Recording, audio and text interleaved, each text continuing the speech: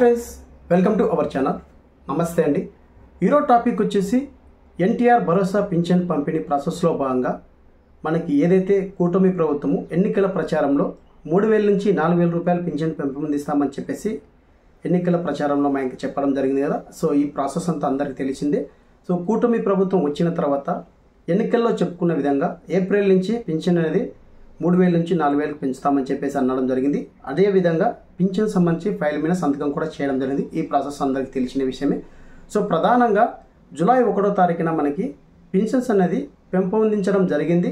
అలాగే ఏప్రిల్, మే, జూన్ సంబంధించినటువంటి బకాయిలు కూడా పెంచడం జరిగింది. సో టోటల్గా మనకి రాష్ట్రంలో ఉన్నటువంటి ఏపీ పింఛన్దారులందరికీ ఇది ఒక శుభవార్త అని చెప్పుకోవచ్చు. సో ప్రధానంగా మనకి దాదాపుగా 65,18,496 పింఛన్దారులు అయితే ఉండగా వీరికి దాదాపుగా 4,400 కోట్లు అనేది పింఛన్ పంపిణీ సంబంధించి ఖర్చుతో అని చెప్పేసి అధికారులు అయితే తెలియజేయడం జరిగింది. సో పింఛన్ పంపిణీ అనేది జూలై 1వ తారీఖున శ్రీ నారా చంద్రబాబు నాయుడు గారు ప్రతిష్టాత్మకంగా తీసుకోవడం జరిగింది. సో ఎందుకు గ్రామ వార్డు సచివాలయం ద్వారా పింఛన్స్ పంపిణీ చేస్తున్నారనేది ఈ వీడియోలో మనం తెలుసుకుందాం. సో గత వైసీపీ ప్రభుత్వంలో ఉన్నటువంటి వాలంటరీ వ్యవస్థ ద్వారా ఇంటింటి పింఛన్ పంపిణీ అనేది చేయడం అయితే జరిగింది కదా. సో ఎన్నికలు రావడంతో సో మనకి ఎన్నికల కమిషన్ అధికారి ఎవరైతే ఉన్నారో వారు పింఛన్స్ అనేది వాలంటరీ ద్వారా పంచకూడదని చెప్పేసి మనకి ఆపివేయడం జరిగింది. సో ఇలా ఆపివేసిన తర్వాత కలెక్టర్ ద్వారా పింఛన్ సంబంధించి సేర్ప్ అధికారి ఎవరైతే ఉన్నారో సిఇఓ వాళ్ళైతే ఒక మీటింగ్ అయితే కండక్ట్ చేయడం జరిగింది. సో వాలంటరీ ద్వారా పింఛన్ పంపిణీ చేయకూడదండి, సో గ్రామ వార్డు సచివాలయం ద్వారా పింఛన్ పంపిణీ చేయొచ్చు అని చెప్పేసి గత వైసీపీ ప్రభుత్వానికి అయితే పింఛన్ సేర్ప్ సంబంధించి సిఇఓ ఎవరైతే ఉన్నారో తెలియజేయడం జరిగింది. కానీ అక్కడ మనకి అది సాధ్యం కాదని చెప్పేసి వైసీపీ ప్రభుత్వం అయితే పింఛన్స్ అనేది డీబీటీ ద్వారా, నాన్ డీబీటీ ద్వారా పంపిణీ చేయాలని చెప్పేసి గత వైసీపీ ప్రభుత్వం అయితే తీసుకోవడం జరిగిందండి. సో డీబీటీ ద్వారా అనేది దాదాపు 80% ద్వారా ఎవరైతే వృద్ధాప్యం కానీ మహిళలు కానీ వారికి డైరెక్ట్గా నేరుగా వారి యొక్క బ్యాంక్ ఖాతాకి అయితే పింఛన్స్ అనేది పంపిణీ చేయడం జరిగింది. 20% అనేది వికలాంగులు ఎవరైతే ఉన్నారో వారికి నాన్ డీబీటీ ద్వారా గ్రామ వార్డు సచివాలయం ద్వారా పింఛన్ పంపిణీ అనేది ఇంటింటికి చేయడం జరిగింది. సో అక్కడ మనం తెలుసుకోవాల్సిన విషయం ఏంటంటే ప్రధానంగా గ్రామ వార్డు సచివాలయంలో ఉన్నటువంటి ఎంప్లాయీస్ ద్వారా పింఛన్ పంపిణీ అనేది చేయొచ్చు అని చెప్పేసి గత ప్రభుత్వానికి శ్రీ నారా చంద్రబాబు నాయుడు పిటిషన్ అయితే వేయడం జరిగిందండి. సో అది పంచకూడదని చెప్పేసి ప్రభుత్వం ఏదైతే ఉందో ఆ ప్రభుత్వం డైరెక్ట్ డీబీటీ ద్వారా అలాగే నాన్ డీబీటీ ద్వారా ఇవ్వడం జరిగింది. సో ఇప్పుడు మేము కూటమి ప్రభుత్వం అధికారంలోకి వచ్చిన తర్వాత వాలంటరీ ద్వారా పింఛన్స్ అనేది పంపిణీ చేయడం లేదు. గ్రామ వార్డు సచివాలయం ద్వారా జూలై 1వ తారీఖున గత వైసీపీ ప్రభుత్వము సచివాలయ పింఛన్ పంపిణీ చేయలేమని చెప్పేసి అన్నారు కదా. ఇప్పుడు మేము పింఛన్ పంపిణీ సచివాలయం ద్వారా 1-2 రోజుల్లోపునే పింఛన్ పంపిణీ చేసే విధంగా చేసి చూపిస్తామని చెప్పేసి శ్రీ నారా చంద్రబాబు నాయుడు అయితే ప్రతిష్టాత్మకంగా తీసుకోవడం జరిగిందండి. జూలై 1వ తారీఖున మాత్రం పింఛన్దారులు ఎవరైతే ఉన్నారో ఖచ్చితంగా ఇంటి దగ్గరే ఉండండి. మనకి ఇక్కడ డేట్ కూడా గత వైసీపీ ప్రభుత్వం 5 రోజులు అయితే పింఛన్ పంపిణీ చేయడం జరిగింది. సో ఇప్పుడు వచ్చినటువంటి కూటమి ప్రభుత్వం జూలై 1వ తారీఖున ప్రతిష్టాత్మకంగా పింఛన్ పంపిణీ చేయాలని చెప్పేసి ఇక్కడ అధికారులకు స్పష్టత ఇవ్వడం జరిగింది. సాంఘిక సంక్షేమ మంత్రి ఎవరైతే శ్రీ బాల వీరాంజనేయ స్వామి ఎవరైతే ఉన్నారో వారైతే అధికారులకు తెలియజేయడం జరిగింది. సో ఇది జూలై 1వ తారీఖున పింఛన్స్ అనేది ప్రతిష్టాత్మకంగా తీసుకోవడం జరుగుతుందండి. అందుకు 1వ తారీఖున గ్రామ వార్డు సచివాలయం ద్వారా పింఛన్ పంపిణీ అనేది చేయడం జరుగుతుంది. సో అది కూడా ఒక రోజే మాత్రమే పింఛన్ అనేది పంపిణీ చేయడం జరుగుతుందండి. కొన్ని ఏరియాలో గ్రామ వార్డు సచివాలయంలో సిబ్బంది లేకపోతే అక్కడ ఉన్నటువంటి గవర్నమెంట్ ఎంప్లాయీస్, ఆశా వర్కర్లు కానీ అంగన్వాడీ టీచర్లు కానీ వారి ద్వారా కూడా పింఛన్ పంపిణీ చేయొచ్చు అని చెప్పేసి అధికారులకు ఆదేశాలు అయితే ఇవ్వడం జరిగిందండి. ప్రధానంగా మనకి దాదాపుగా ఆంధ్రప్రదేశ్లో 28 రకాల పింఛన్స్ అయితే ఉన్నాయండి. ఇందులో మనకి 5 కేటగిరీలు విభజించడం జరిగింది. అందులో 4 కేటగిరీల వాళ్ళకి పింఛన్ పంపిణీ అనేది పెంపొందించడం జరుగుతుందండి. సో ఏ కేటగిరీ వాళ్ళకి ఎంత పింఛన్ పెంచారు, అలాగే ఎప్పుడు ఈ పింఛన్స్ అనేది ఎన్ని రోజుల్లో ఇస్తారని చెప్పేసి ఈ వీడియోలో మనం స్టెప్ బై స్టెప్ అయితే ఎక్స్ప్లెయిన్ చేస్తున్నాం. సో ఫ్రెండ్స్, ఈ వీడియో నచ్చితే ఖచ్చితంగా పింఛన్దారులందరికీ అయితే షేర్ చేయండి, అలాగే ఫ్రెండ్స్ అండ్ ఫ్యామిలీకి అయితే షేర్ చేయండి.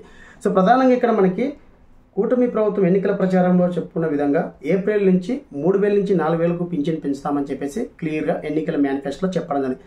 అదేవిధంగా కూటమి ప్రభుత్వం అధికారంలో వచ్చిన వెంటనే తొలి సంతకం డిఎస్సి మీద, మరొక సంతకం పింఛన్లు పెంపొందించే మీద సంతకం చేయడం జరిగింది. సో ఆ ఫైల్ కూడా ఓకే అవ్వడం జరిగింది. అలాగే మనకి జూలై 1వ తారీఖున ఎవరైతే ఏప్రిల్ నుంచి పింఛన్ 1,000 రూపాయలు పెంచుతూ ఇస్తామని చెప్పేసి అన్నారో కూటమి ప్రభుత్వం అధినేత శ్రీ నారా చంద్రబాబు నాయుడు గారు, అదేవిధంగా మనకి పింఛన్స్ అనేది పెంచుతూ ఇక్కడ 4 కేటగిరీ వాళ్ళకైతే పింఛన్ పెంపొందించడం జరుగుతుందని. మొదటి కేటగిరీ వచ్చేసరికి 11 రకాల సబ్ కేటగిరీ పింఛన్ సంబంధించి ఎవరైతే ఉన్నారో వారికి 7,000 రూపాయలు అనమాట. సో వాళ్ళకి 7,000 రూపాయలు ఏ విధంగా అంటే ఏప్రిల్, మే, జూన్ సంబంధించి ఈ 3,000 సంబంధించి బకాయిలు, అలాగే జూలై 1వ తారీఖు నుంచి 4,000 పెంచుతామని చెప్పేసి కదా, ఈ రెండింటి కలుపుకొని 7 రకాల పింఛన్దారులు అంటే సబ్ కేటగిరీస్ ఎవరైతే ఉన్నారో వారికి 7,000 రూపాయలు అయితే 1వ తారీఖున ఇవ్వడం ఉంది. సో ఫ్రెండ్స్, మరొకసారి చెప్తున్నాను, పింఛన్దారులందరికీ 1వ తారీఖు మాత్రం ఒక్కరోజు మాత్రమే పింఛన్ పంపిణీ చేయడం జరుగుతుంది. అంటే అక్కడ పంచేది గ్రామ వార్డు సచివాలయ ఎంప్లాయీస్ కాబట్టి, వాలంటీర్లు కాదు కాబట్టి. సో గ్రామ వార్డు సచివాలయ ఎంప్లాయీస్ అదర్స్ ఊర్లో ఉంటారు కాబట్టి వాళ్ళు 1వ తారీఖే వచ్చి 1వ తారీఖే పింఛన్ పంపిణీ చేయాలి, 1వ తారీఖే పూర్తి అవ్వాలని చెప్పేసి మనకి రాష్ట్ర ప్రభుత్వం నుంచి ఫుల్ గైడ్లైన్స్ అయితే రావడం జరిగింది.